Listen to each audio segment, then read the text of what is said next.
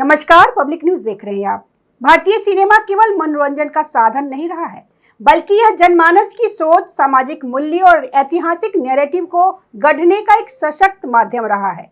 पिछले कुछ दशकों में बॉलीवुड में ऐसी फिल्मों की एक श्रृंखला देखी गई है जिन पर यह आरोप लगता रहा है कि वे एक विशेष विचारधारा या सेक्युलर एजेंडे को बढ़ावा देने के लिए बनाई जाती है। हाल ही में आमिर खान प्रोडक्शंस के बैनर तले और राजकुमार संतोषी के निर्देशन में बनी फिल्म बंटवारा 1947, जो असगर वजाहत के प्रसिद्ध नाटक जिसने लाहौर नहीं देखा वो जमिया ही नहीं पर आधारित पे बताई जाती है, उनके बॉक्स ऑफिस पे धराशायी होने के बाद एक बार फिर यह बहस छिड़ गई है कि क्या भारतीय दर्शक अब ऐसे सिनेमाई नैरेटिव को खारिज करने लगे हैं।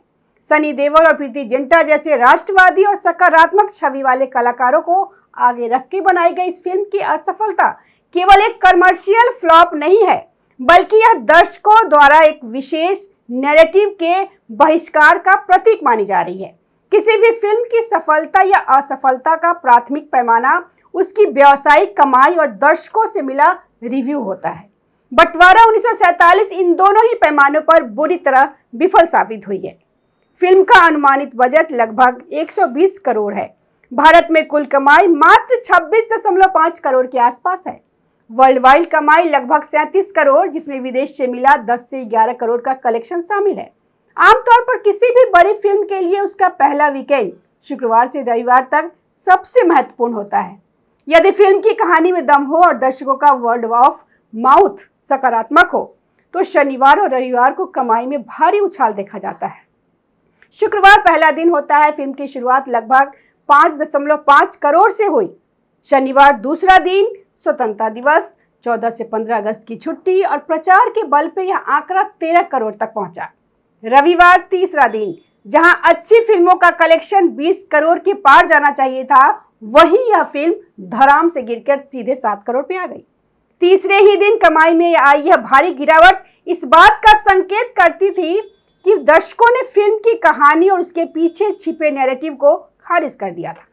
फिल्म का मुख्य विवाद इसकी कहानी और 1947 के भारत पाक विभाजन को पेश करने के तरीके को लेकर है। फिल्म की कहानी 1947 में विभाजन के समय की है। भारत से एक मुस्लिम परिवार जिसका मुखिया सिकंदर, सनी देओल और उनकी पत्नी हामिदा प्रीति जिंटा है, वो पाकिस्तान के लाहौर शहर जाते हैं। वहां उन्हें एक बड़ा घर आवंटित किया जाता है जो वास्तव में एक शरणार्थी हिंदू परिवार का था। उस घर में एक बुजुर्ग हिंदू महिला, जो कि शबाना आजमी द्वारा निभाया गया किरदार था, अकेली रह गई होती है, जो अपनी जन्मभूमि छोड़कर जाने से इनकार कर देती है। कहानी का मुख्य द्वंद यह दिखाया गया है कि लाहौर के स्थानीय असामाजिक तत्व और कट्टरपंथी उस बुजुर्ग महिला को घर से निकालने और मारने की कोशिश करते हैं, जबकि भारत से आया यह मुस्लिम परिवार, सनी देओल का किरदार, अपनी जान जोखिम में डालकर उस हिंदू महिला की रक्षा करता है। फिल्म पर सबसे बड़ा आरोप यह लगा है कि इसमें 1947 के विभाजन की दुखद ऐतिहासिक सच्चाई को तोड़ मरोड़ कर पेश किया गया है। फिल्म में ऐसे संवाद और माहौल गढ़े गए हैं जिनसे यह झलकता है कि विभाजन के दौरान हुए दंगों के लिए भारत के हिंदू जिम्मेदार थे और मुसलमानों को मजबूरन पाकिस्तान जाना पड़ा। 1947 में मुस्लिम लीग और मोहम्मद अली जिन्ना द्वारा शुरू किए गए डायरेक्ट एक्शन डे, 16 अगस्त 1946 और नोआखली में हुए नरसंहार जैसे ऐतिहासिक तथ्यों को दबा दिया गया, जहां से वास्तव में सांप्रदायिक दंगों की भयावह शुरुआत हुई थी। फिल्म ने पूरे पाकिस्तान में हिंदुओं और सिखों के साथ हुए अत्याचारों को एक छोटे से मोहल्ले की कहानी में समेट दिया और यह नैरेटिव बनाने की कोशिश की कि पाकिस्तान में भी मुसलमान हिंदुओं को बचा रहे थे।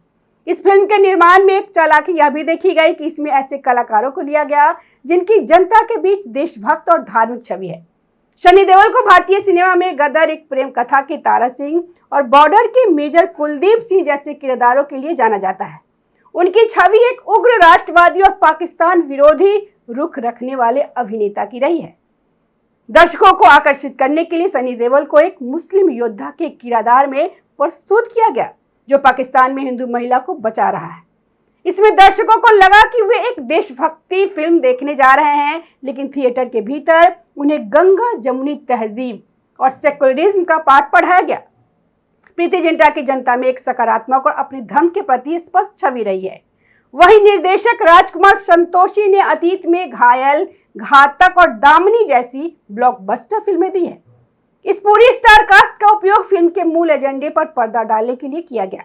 यह विफलता तब और भी उजागर हो जाती है जब इसकी तुलना हाल ही में आई गदर 2 से की जाती है। गदर 2 का बजट लगभग 80 करोड़, भारत में कमाई 550 करोड़ से अधिक, कुल वैश्विक कमाई 600 करोड़ पार हो गया। दर्शकों को गदर 2 में कोई घुमावदार या कृत्रिम नैरेटिव नहीं मिला, बल्कि सीधी राष्ट्रभक्ति और जनभावनाओं का आदर देखने को मिला। यह पहली बार नहीं है जब आमिर खान की फिल्मों या उनके प्रोडक्शंस पे एक तरफा नैरेटिव और धर्म विशेष को टारगेट करने का आरोप लगा है। उनकी पिछली फिल्मों में भी एक पैटर्न देखा जा सकता है। 2014 में आई फिल्म पीके में एलियन के किरदार के माध्यम से धर्म और अंधविश्वास पे सवाल उठाए गए थे, परंतु फिल्म की सबसे बड़ी आलोचना इस बात पे हुई कि इसमें मुख्य रूप से हिंदू धर्म की मान्यताओं, रीति रिवाजों और देवी देवताओं का मजाक उड़ाया गया। फिल्म के अंत में एक भारतीय हिंदू लड़की जग्गू का विवाह एक अति उदार और सच्चे प्रेमी के रूप में दिखाए गए पाकिस्तानी मुस्लिम लड़के सरफराज से कराया गया। 2022 में आई लाल सिंह चड्ढा में कारगिल युद्ध के दौरान भारतीय सैनिक लाल सिंह द्वारा अपनी जान जोखिम में डालकर एक पाकिस्तानी आतंकवादी सैनिक को बचाने और फिर उससे गहरी दोस्ती करने का दृश्य दिखाया गया। आलोचकों ने इसे भारतीय सेना के बलिदान का अपमान और पाकिस्तान की छवि को सुधारने का प्रयास करार दिया था। इस विशेष धारा के सिनेमा का एक तय फार्मूला रहा है, हिंदू पात्रों या हिंदू बहुसंख्यक समाज को संकीर्ण, कट्टर या अत्याचारी दिखाना, किसी मुस्लिम किरदार रहीम चाचा टाइप को अत्यधिक उदार, दयालु और सर्वधर्म संभाव का प्रतीक बनाकर पेश करना, सेक्युलरिज्म और गंगा जमुनी तहजीब का उपदेश देना, भले ही वह ऐतिहासिक या सामाजिक सच्चाइयों से कितना भी दूर क्यों ना हो। इतिहास गवाह है कि 1947 में भारत के शीर्ष नेतृत्व गांधी और नेहरू ने हिंसा रोकने और देश में शांति बनाए रखने का प्रयास किया था। इसके विपरीत मोहम्मद अली जिन्ना और मुस्लिम लीग ने जानबूझकर सांप्रदायिक दंगे भड़काए ताकि पाकिस्तान का निर्माण सुनिश्चित हो सके। लेकिन बंटवारा 1947 जैसी फिल्मों में भारत और पाकिस्तान दोनों देशों की स्थितियों को एक ही धरातल पर लाकर खड़ा कर दिया जाता है, मानो दोनों जगह एक जैसी ही परिस्थितियां थी। आज का दर्शक 1990 के दशक का दर्शक नहीं है। इंटरनेट, डिजिटल मीडिया और ऐतिहासिक दस्तावेजों तक आसान पहुंचने के कारण अब आम जनता यह समझ सकती है कि सिनेमा के पर्दे पर क्या सच दिखाया जा रहा है और क्या प्रोपोगेंडा। जबरदस्ती ठूसेगा संवाद, कल्पित उदारवाद और उपदेशात्मक किरदारों को जनता तुरंत पहचान लेती है। बंटवारा 1947 की विफलता भारतीय फिल्म उद्योग और उन निर्माताओं के लिए एक बड़ा सबक है जो कला के नाम पे एक तरफा नैरेटिव बेचने की कोशिश करते हैं। दर्शक मनोरंजन, वास्तविक संवेदना और सच्चे इतिहास को देखने के लिए टिकट खरीदते हैं। यदि किसी फिल्म का प्राथमिक उद्देश्य कला ना होकर किसी विचार को थोपना होगा तो 120 करोड़ का भारी भरकम बजट भी फिल्म को डूबने से नहीं बचा सकता।